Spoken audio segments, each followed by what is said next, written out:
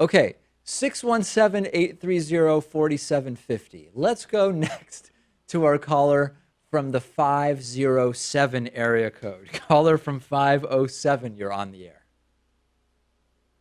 I am Groot. Bruce, go ahead. What's on your mind? All right. I had a couple of questions actually, and I watch a lot of these of your type of video on YouTube, Hmm.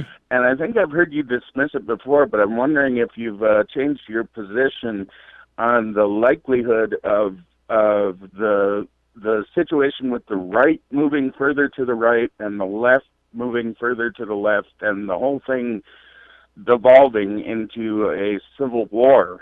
And if so, how would you see that ending? You know, would it end with separate states? Would it end with separate countries, or would it end in one faction conquering the other again?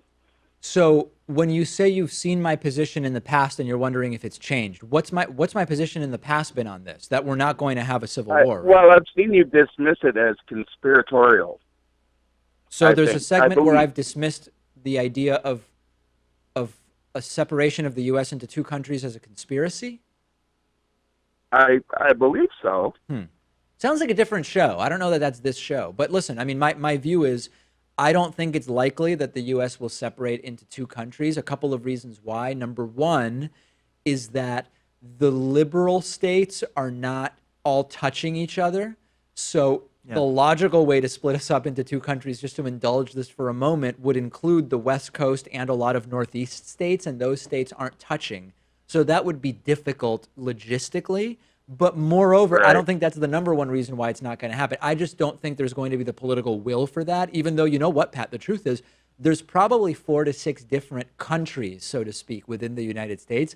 I don't think we're going to have a civil war that splits us into multiple countries. Yeah, I don't think there's any reason to believe that. And we're especially not going to take up arms against one Okay, another. and Certainly also hope not. with Trump effectively ordering his doctor to, um, you know, declare a clean bill of health for him, do you think that ruins his chances in the future of a claim of incompetence in court, a defense of incompetence, Yeah, or it's do you think? it's funny you mentioned that because I don't know that Trump did anything to make Dr. Ronnie Jackson say what he said or write what he allegedly wrote about Trump's health exam.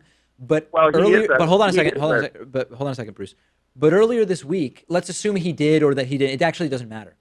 Earlier this week, I said that it's actually worse to believe that Donald Trump has been acting the way he's been acting for the last year of sound mind because it genuinely means he's a bad person and or suffering from really significant personality disorders and or is just a completely immoral person, which a lot of people in our audience would already suspect.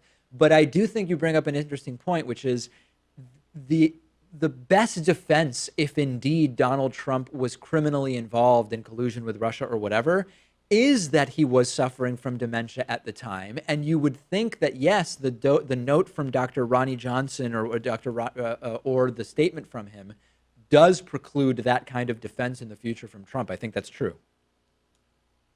all right. Well, thanks, All and right, thanks keep for the up call. the Very much appreciate it. Great to hear from Bruce there.